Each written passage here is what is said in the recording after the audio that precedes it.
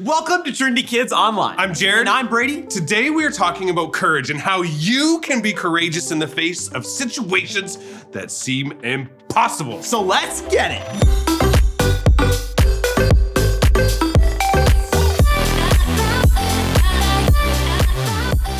Thanks for hanging out with us today. We love getting these few moments to have some fun, share some laughs, and discover more about who God is. Maybe you've been going to church for as long as you can remember, or maybe you have found us here by accident. Either way, know you'll love what we've got on tap for you today. You know what I love, Brady? What? McDonald's. As soon as you said love, that McDonald's thing, you know the song? Yeah, I know came the song. flying right into my brain. And that little line, I'm loving it. You missed the best part. Ba-da-ba-ba-ba. That's right. I'm loving it. Nice. I love a little Don's. What's your fave McDonald's order, Brady? My fave McDonald's order? So easy, guys. 10-piece chicken McNuggets, large fry, and a bacon McDouble with no onions. Wow, that is And a Coca-Cola. That's legit. Yep, I every never time. stray on mine. It's always a Big Mac meal with a cheeseburger, Coke Zero, and a large fry. Yeah, so you get the same thing every single time you go, bro? Yes. Just like me? Yes, Okay. every single time. And I bet you guys out there, you probably got your faves too, like a Happy Meal.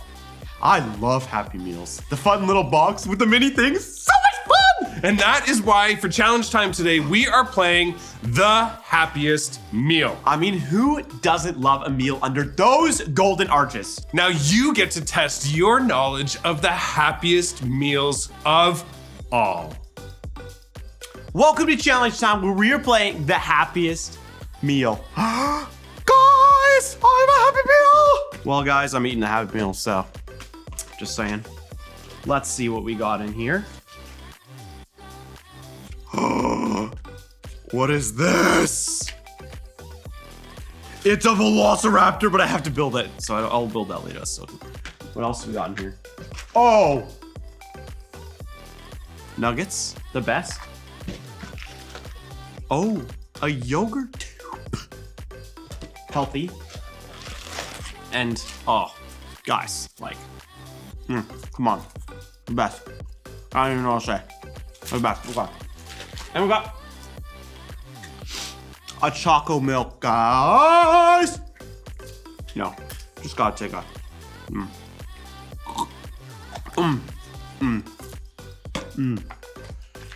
So, yeah. Okay, moving on to round number one. Here we go. When was the Happy Meal first introduced? Was it 1959, 1969, or 1979? Does anyone know? My guess is 1959. Why? I don't know. It looked bad. The answer is number 3, 1979.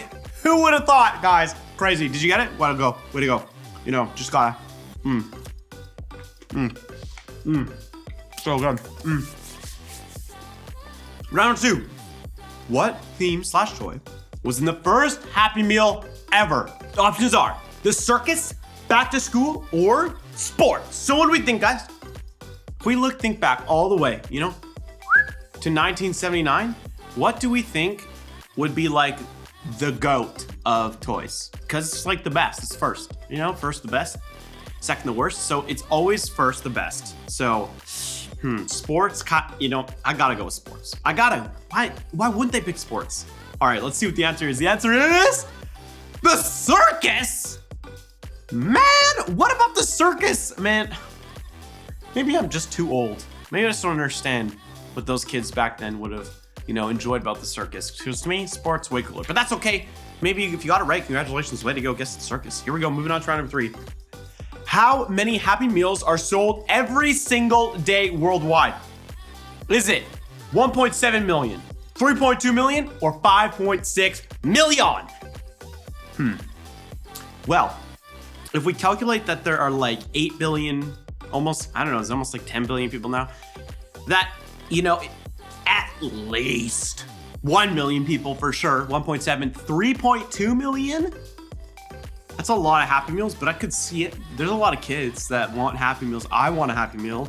So I was one of them. So let's go with right in the middle, 3.2 million. The answer is 3.2 million!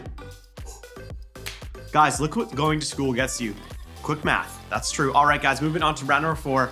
Here we go. What was the first Disney toy in a Happy Meal? Was it The Fox and the Hound, The Lion King, or The Little Mermaid? Is this a popularity contest? Do we pick the most popular one? Like I don't know which one's more popular, Little Mermaid or The Lion King. I feel like The Lion King, you know, Simba, he's a lion. Everyone loves lions. Lions are cool. They roar and they're like big cats. Little Mermaid is kind of like, you know, she has like a fork that she really likes and, you know, she sings songs. Some people might like that. Or The Fox and the Hound. There's like a dog and a fox. They hang out. They're kind of buddies. I'm gonna have to go with The Lion King, I think. The answer is The Fox and the Hound. Wow. Okay. Congratulations if you got that, because I definitely didn't. Moving on to round number 5. Here we go. How many Happy Meal toys are in the world's largest collection? That's big. These are some big numbers. Here we go. 25,000, big number. 50,000 or 75,000. Guys, that's a big collection.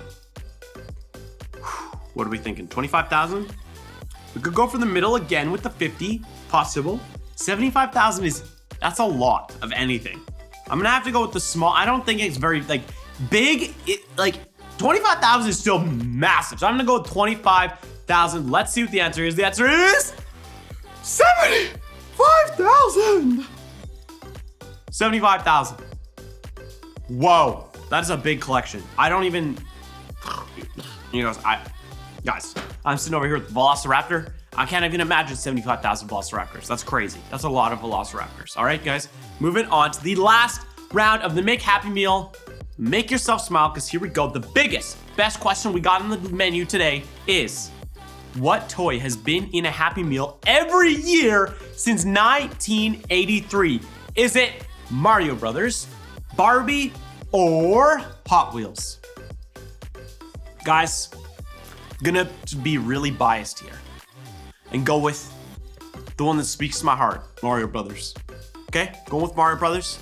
Pick your Hot Wheels, pick your whoever, but it's gotta be Mario Brothers. The answer is Mario Brothers. Hot Wheels! Oh, what up, Mario, man? It's a me, you know?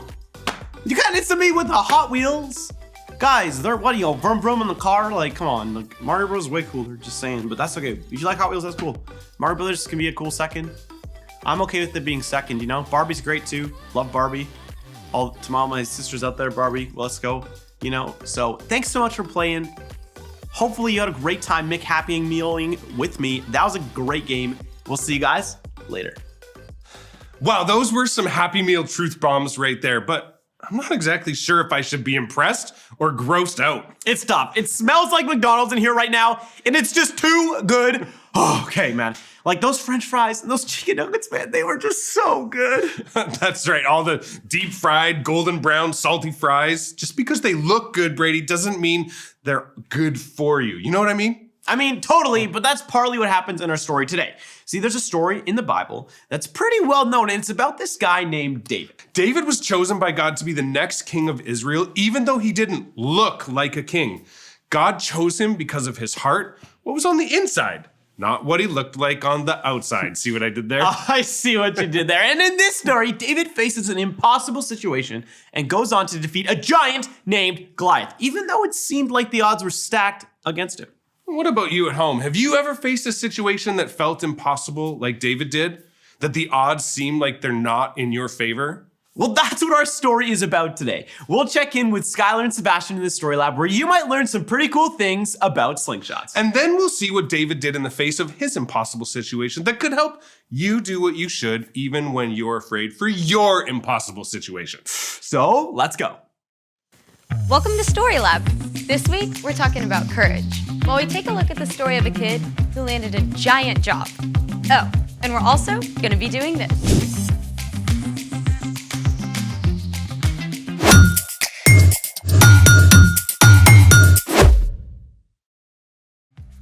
Hey, I'm Skylar. And I'm Sebastian. We're talking about courage, which is being brave enough to do what you should do, even when you're afraid. Yeah, like when you're trying something brand new. I got something new. A bell? Nope, it's a slingshot. No, that's not a slingshot. Of course it is. I used to make slingshots with sticks and rubber bands. This kind of slingshot is sometimes called a shepherd's sling. Oh, you're talking about David and Goliath. Spoiler alert! Today's Bible story is about David and Goliath. I've always wondered how David could knock out a giant with one stone. Well, check this out. Some ancient armies had slingers who could shoot stones over 60 miles an hour up to 400 meters. They were sometimes faster and more deadly than arrows. I'm sorry, I misjudged you, slingshot bow. Don't feel bad. Don't feel bad. Oh, and get this. Sometimes the slingers would write insults on their stones before shooting them. Archaeologists have dug up stones that read, "Take this, victory, catch." Oh, and wait for it, ouch. Oh, for reals? I did not make that up. So how does this thing work? This is the cradle, and these are the retention cords. The sling acts as an extension of your arm. And when you place a stone in and spin it, the sling multiplies the force of your throw. We gotta try this out. Let's do it! Okay, you see that target? Yeah. Can you see through the guard? I can see. Okay, one of us is gonna hit that target. None of us are leaving here until one of us hits that target. We're gonna be here for a while. I'm gonna hit it. She's not gonna hit it. Okay, don't try this at home. We're in a professional story lab. True. Okay, first, you're gonna take your index finger and you're gonna put it through the loop. Okay, I got it. Got it? Okay. Then you're gonna grab onto this retention cord. Okay. Make sure you hold on tight. Then you're gonna place your stone in, and then you're gonna swing with a bunch of momentum from an underhand arc. All right. Once enough momentum is built, you're gonna release the retention cord. All right. Okay, ready? Hey, that was pretty close.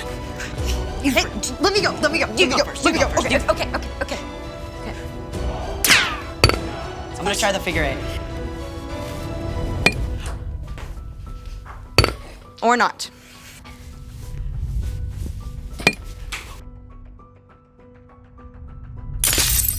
Way harder than it looks. I mean, David had all day, every day to practice in the fields. Which reminds me, it's time for...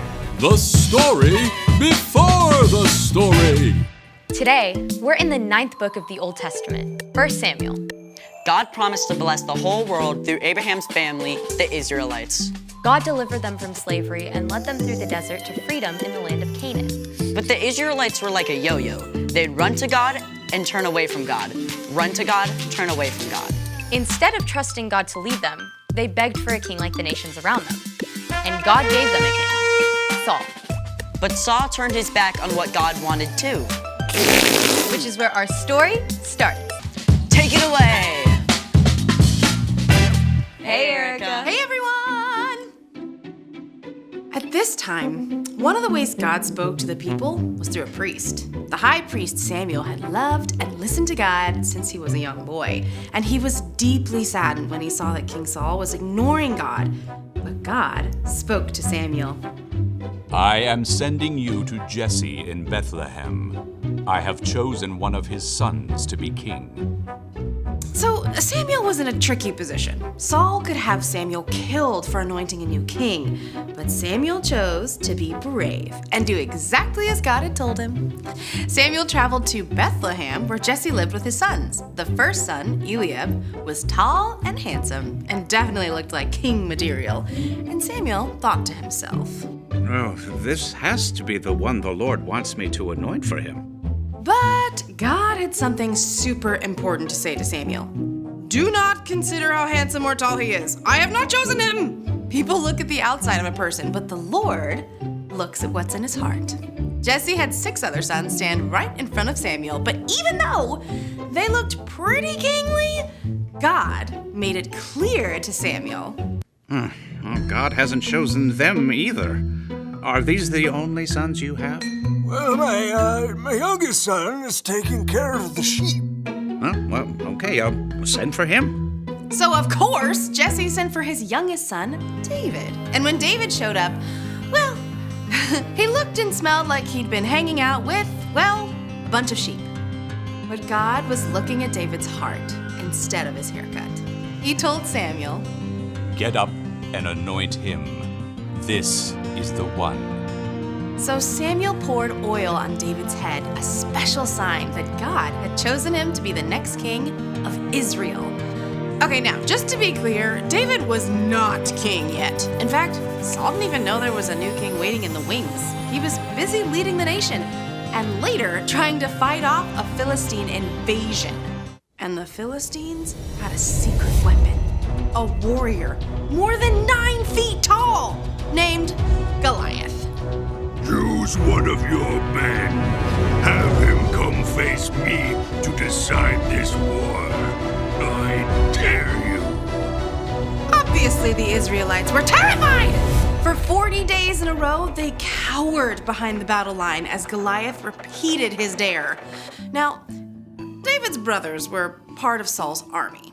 And after all this time, their dad wanted to make sure they were okay. So, Jesse told David to leave the sheep behind and take some food to his brothers. David arrived just in time to hear Goliath's challenge. Come and fight me. I dare you. Right away, David turned the men around him. He's bringing shame on Israel and trash-talking God. Someone has to fight him. Word got back to King Saul that this kid was asking about Goliath. So Saul sent for David. Don't let anyone lose hope because of this Philistine. I'll go out and fight him. You're too young. When I'm taking care of my father's sheep, sometimes a wild animal attacks. I go after it to save the sheep. I've killed a lion and a bear. God saved me from them, and he'll save me from this Philistine. Go. May the Lord be with you. At first, Saul wanted David to wear his own armor. But it was super heavy, and David wasn't used to it. So David shrugged it off and went and found 5 smooth stones from the stream instead. Come and fight me! This time, when Goliath made his challenge, David stepped forward. The warrior mocked him. Come over here.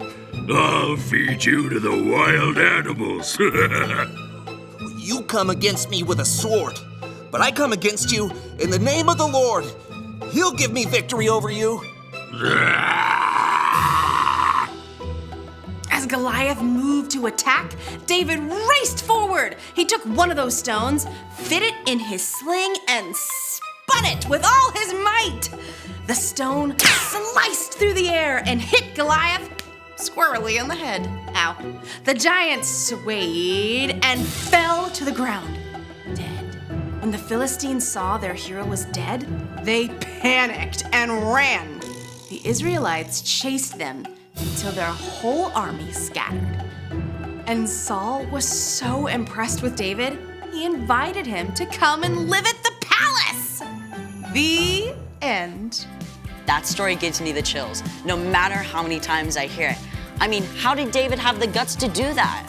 Well, David had gotten in the habit of talking to God every day and asking for God's help to protect the sheep. So when he came up against something that seemed impossible, He had practice. He was ready. so what's our part in the story? Now, I don't think any of us will meet a 9-foot-tall giant soon, but you probably are going to face something that feels big and impossible. Maybe someone you know is sick. You're super nervous about visiting them, but you can encourage them and show them God's love, even when things feel dark. Or maybe your giant is PE. I have a friend who hates running. She was gonna pretend to be sick on the day she had to run a mile in PE. What happened? Well, we talked to God about it together, and she got out there and ran. Wow. Yep.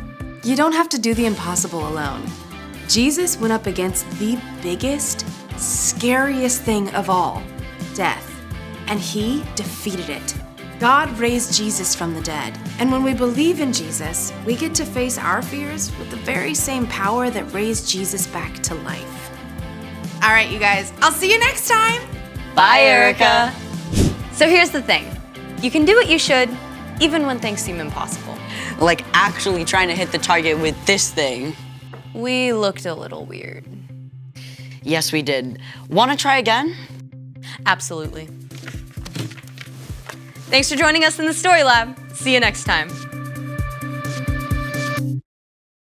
That story was a huge positive reminder that we can face our giants with courage. Yeah, everyone faces giants in their lives. And those giants might not come in the same form as Goliath, like a big strong giant, you know? But they might feel just as big and just as scary. So the two things that can help you have courage when you face these giants are... First, I love how they talked about David practicing asking God for help. He'd faced a lot of difficult challenges and asked God for help a lot of times. And you can ask God for help too. All you need to say is, God help. Yeah, and second, they also mentioned that Jesus faced the scariest situation of all, but that God's power did something amazing, and it's a powerful reminder that we're not alone. Because when we follow Jesus, God's power helps us too, just like it did for Jesus. So, what seems impossible to you? So ask God for help.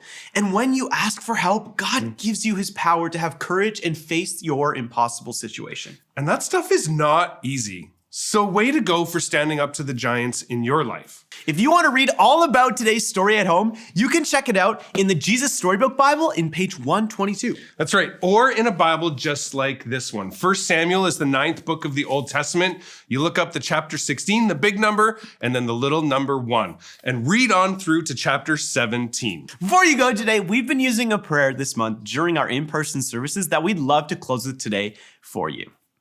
All right, feel free to follow along by repeating with us or even just listening. So let's put your hand on your heart. Father God, fill us with your love. Help us to love you and everything you've made. Point to your eyes. Lord Jesus, help us to see you and to see others the way that you see them too. And let's point to our ears. Holy Spirit, help us to hear you and give us courage to do what you say. So, thanks so much for hanging out with us today. Stay tuned for the So-and-So Show, and we will see you guys next week.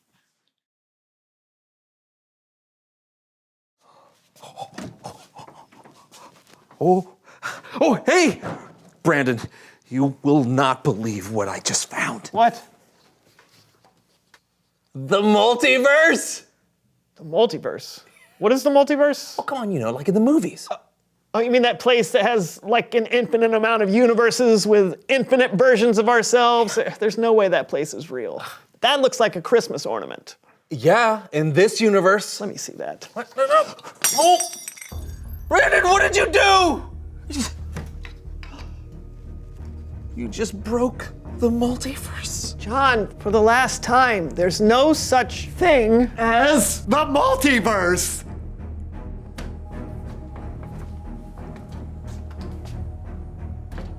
Things just got out of hand.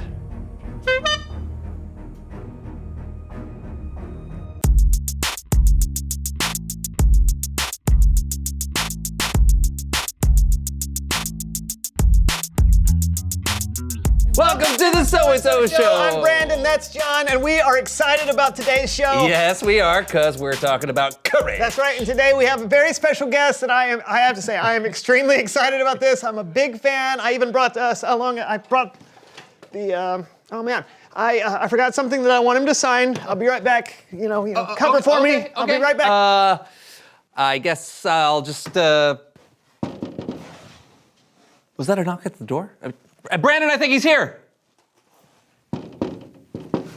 Okay, please welcome someone who knows stuff. Someone who knows stuff. Someone who knows stuff?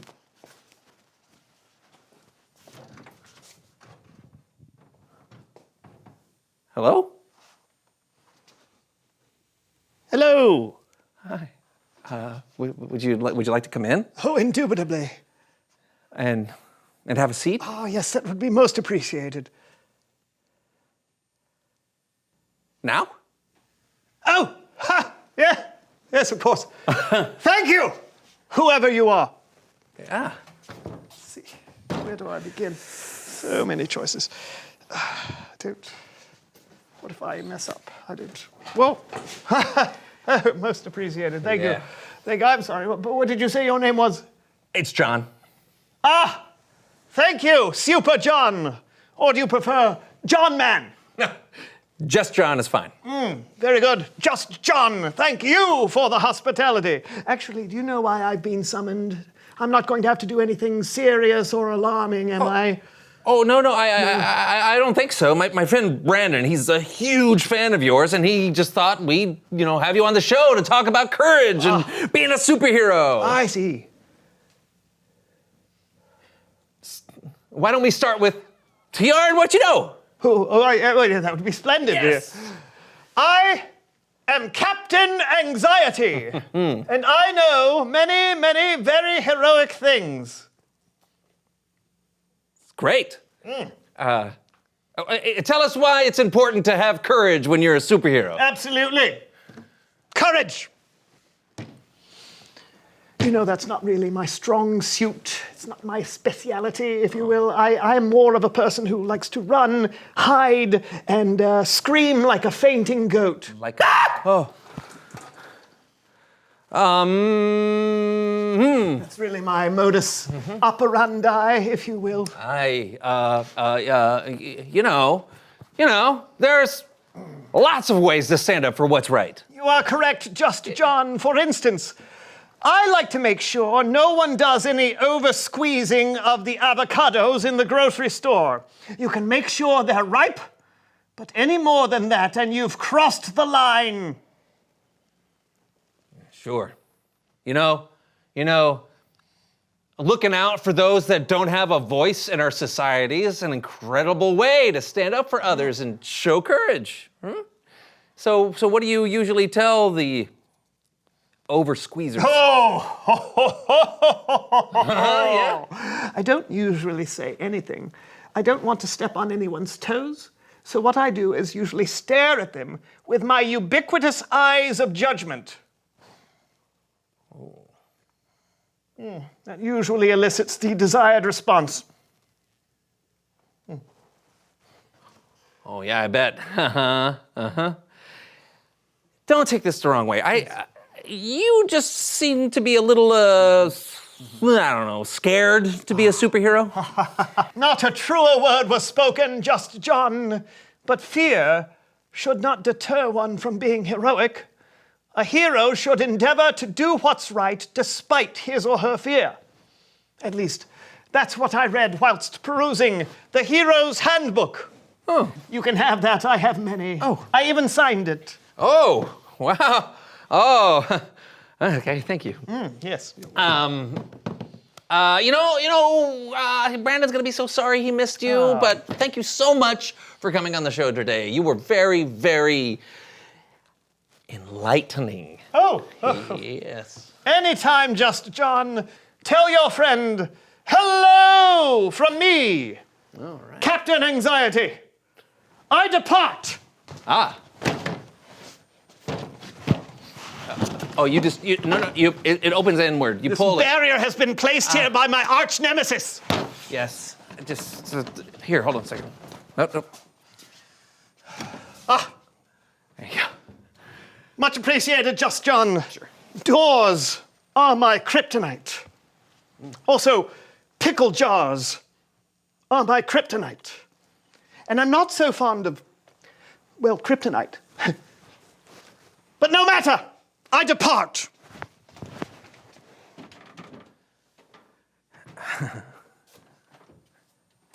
Oh, watch out for that parking meter.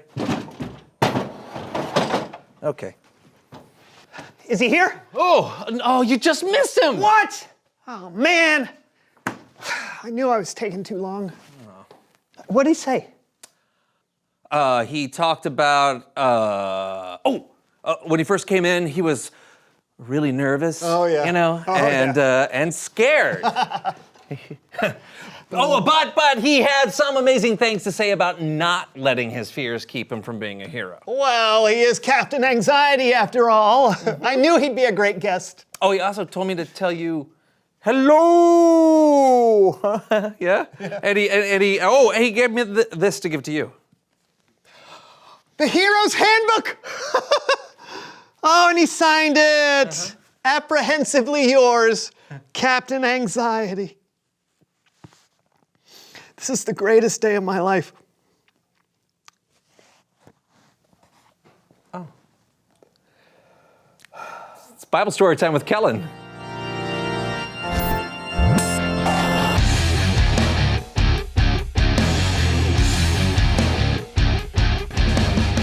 Hey guys, I gotta say, Captain Anxiety was something special. That's a good way to put it. What have you got for us today? Well, as Captain Anxiety demonstrated, sometimes heroes aren't the ones you usually think of. That's what today's story is all about, and we're gonna tell it with Laundry Theater!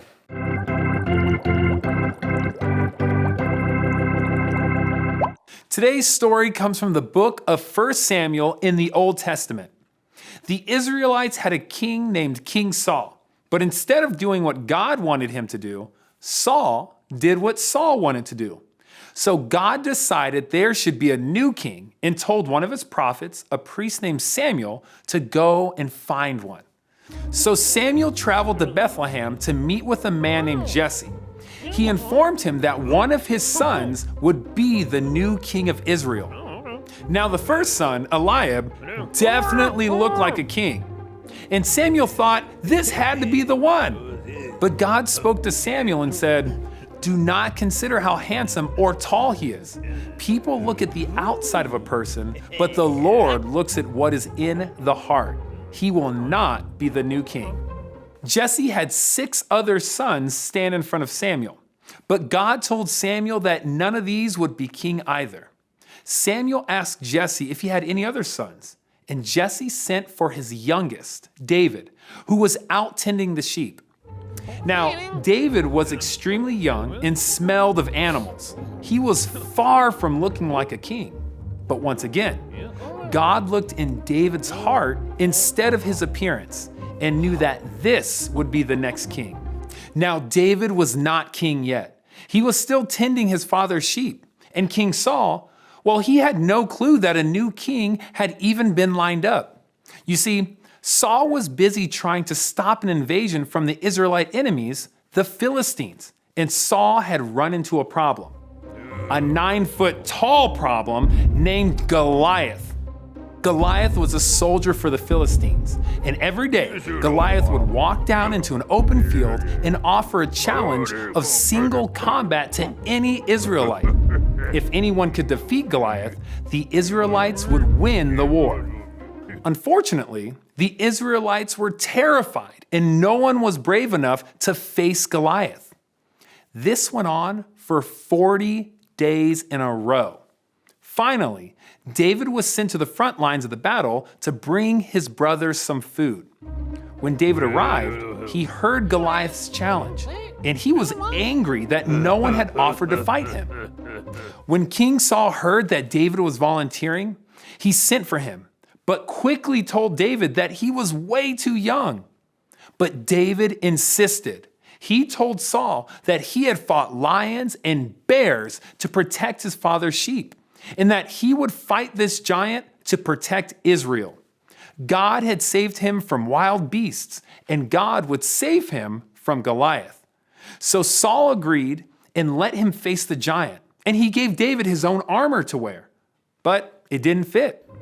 Instead, David went to the riverbed and chose 5 smooth, small stones to be his only protection.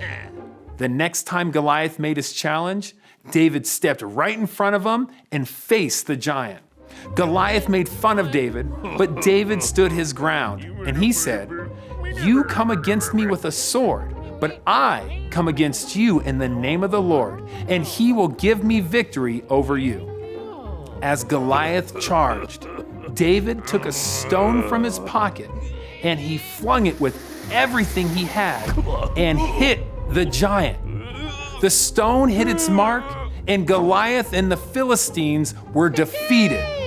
David had faced his fears and proved that it is the hero's heart that matters, not the size. The end. Well, I guess David had practiced going up against lions and bears, so maybe Goliath wasn't as frightening to him as he was to the other Israelites? Lions and giants and bears, oh my! Never mind. David also had practice asking God for help. God had gotten him through some tough spots before, so David knew nothing was impossible with God.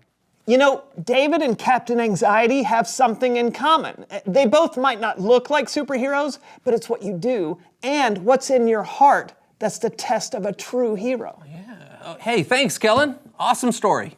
Thank you. And until next time... Well, that was unexpected. Do you think Captain Anxiety ever had to face a lion or a bear or something that seemed impossible? No. But it's time for us to reveal the question. What seems impossible to you? Oh, okay. I remember in school there would be tests that I was 100% sure were impossible to pass, but I would study and practice. Then you would pass? Not all the time, but the studying gave me the courage to take the test and know that I had done my best. Well said. Thank you. When something comes up that seems impossible to me, I like to remember God's faithfulness in the past. It helps me face what I think is impossible now, because I know that I'm not alone and God is with me. Indubitably. That's a big word for you. No, I learned it from Captain Anxiety. Oh, he's the best. He is all right. I guess that's it for today. We'll see you next week for a brand new show. Woo! You know who my favorite superhero is? Who's that? Guess. Captain Anxiety. Look into a mirror. And tell yourself, you are loyal and give constant support and allegiance. This is true. I am very loyal, particularly to my table tennis team. Unless we're playing the Paddington Paddlers, they are frighteningly above average. Tell yourself, you have determination. You show firmness of purpose. Firmness. It's rather squishy. I'll move on. Tell yourself, you are selfless. You are more concerned with the needs and troubles of others than you are for yourself. This is also true. Unless the troubles have to do with big, scary people, or animals, or bugs, or oversized rocks and twigs, sometimes smaller rocks. I'm not a big fan of dirt or dust. Did you know dust is made up of human skin? Did you know that? Terrifying. See, look, there's some right there. That could be you.